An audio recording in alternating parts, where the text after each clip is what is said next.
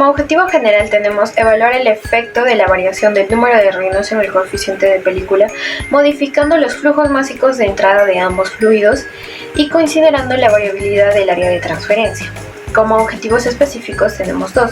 El primero, evaluar el efecto del número de reinos en el coeficiente global de transferencia de calor, modificando los flujos másicos de entrada de ambos fluidos. Y segundo, evaluar la eficiencia de transferencia de calor en función a las áreas de transferencia disponibles de los intercambiadores de calor.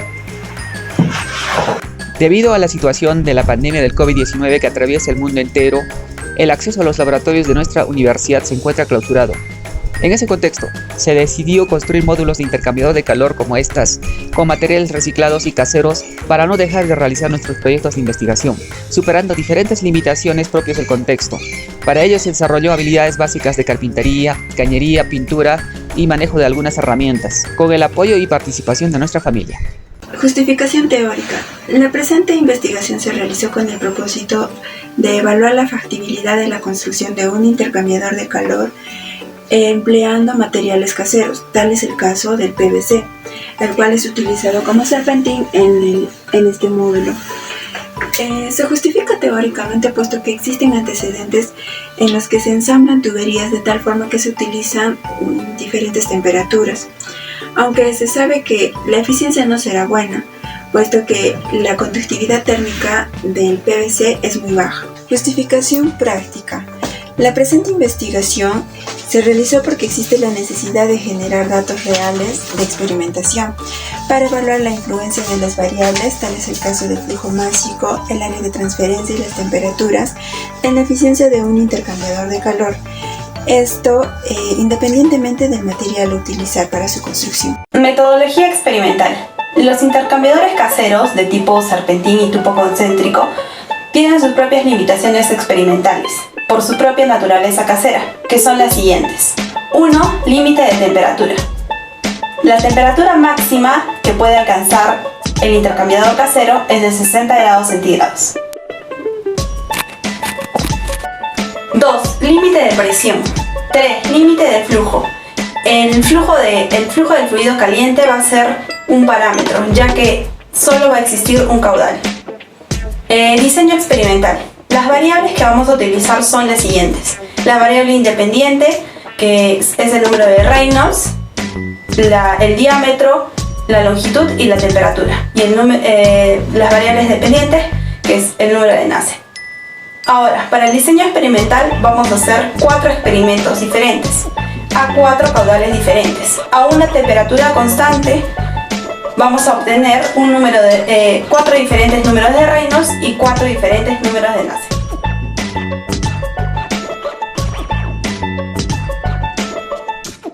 Intercambiador de calor tubo concéntrico. Como primer paso vamos a tomar la temperatura inicial del fluido frío.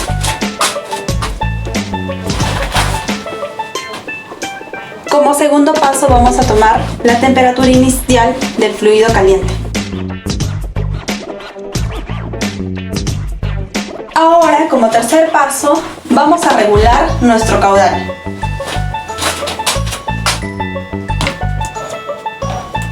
Del fluido frío. Como cuarto paso, vamos a regular nuestro caudal de salida del fluido frío.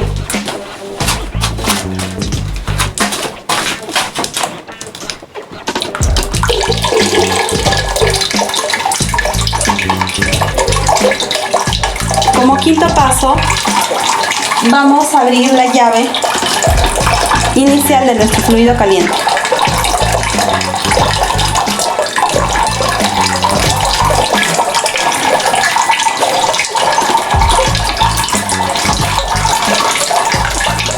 Y como último paso, vamos a tomar la temperatura.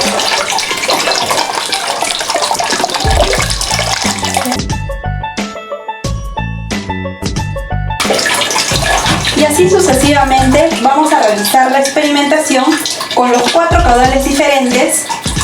Por cada experimentación vamos a hacer 3 corridas diferentes.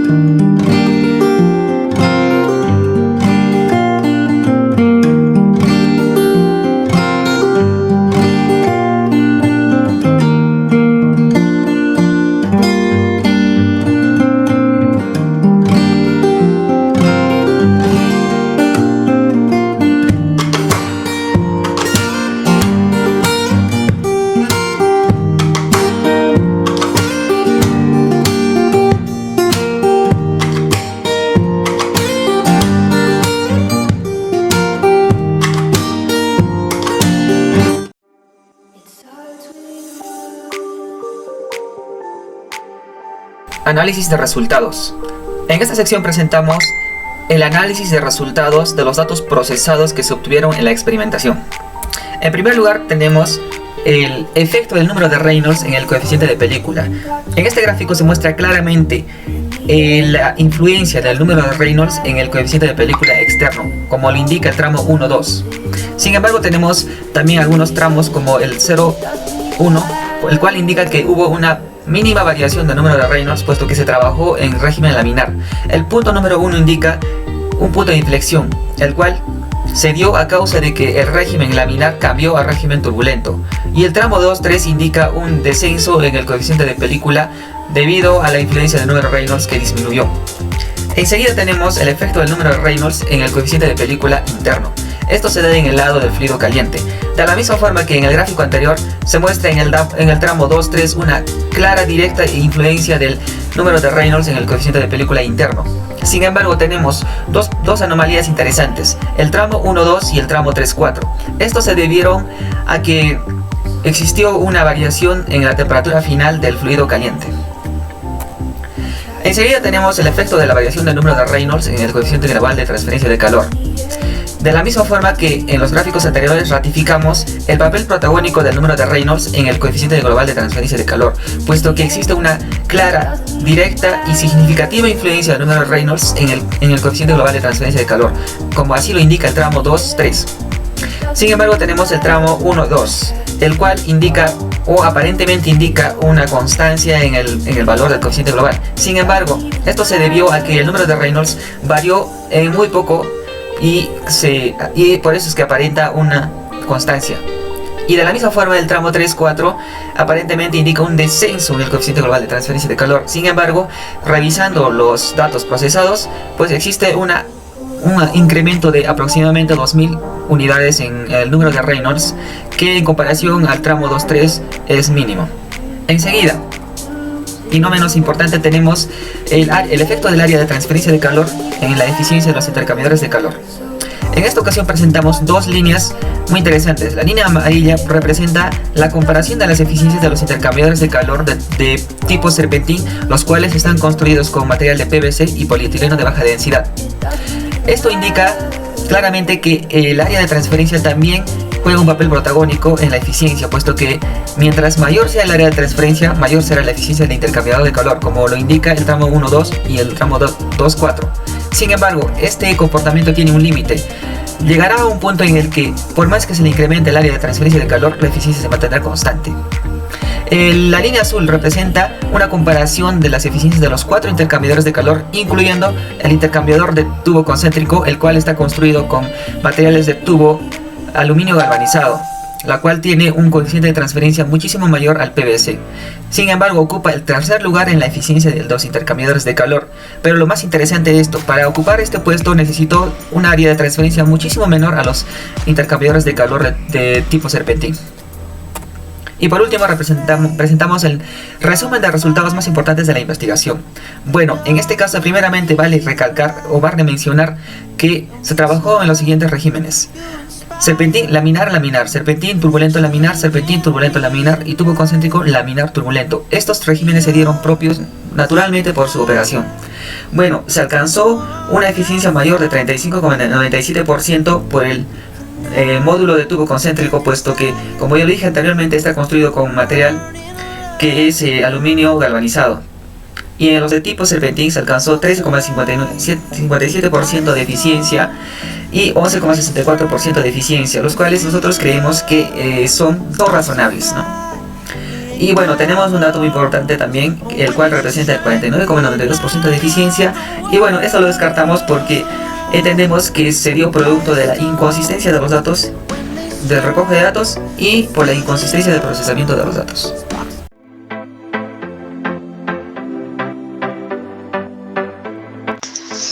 Conclusiones. La evaluación del efecto de la variación del número de Reynolds en el coeficiente de película, modificando los flujos másicos de entrada de ambos fluidos y considerando que se cuenta con 4 módulos intercambiador de calor con distintas áreas de transferencia, indica de manera unánime que existe una directa relación del número de Reynolds en el coeficiente de película. por lo que se concluye que la variabilidad del coeficiente de película existente en los fluidos circulantes del intercambiador de calor se da en función al número de Reynolds, independientemente del material que estuviera construido el mismo. 2. Los regímenes de flujo para ambos fluidos, caliente y frío, del proceso desempeñan un rol primordial en el intercambio de calor, y como efecto de ello, el número de Reynolds del fluido frío tiene una influencia directa con respecto al coeficiente global de transferencia de calor, puesto que su variabilidad es significativa y proporcional al mismo. Sin embargo, el número de Reynolds del fluido caliente representa un comportamiento inverso con respecto al coeficiente global de transferencia. En este contexto, se concluye que la variabilidad del coeficiente de transferencia de calor se da predominantemente en función al número de Reynolds del fluido frío, a pesar del comportamiento inverso del número de Reynolds del fluido caliente. Por último, las áreas de transferencia de calor son hasta cierto punto uno de los parámetros más importantes para lograr una óptima eficiencia.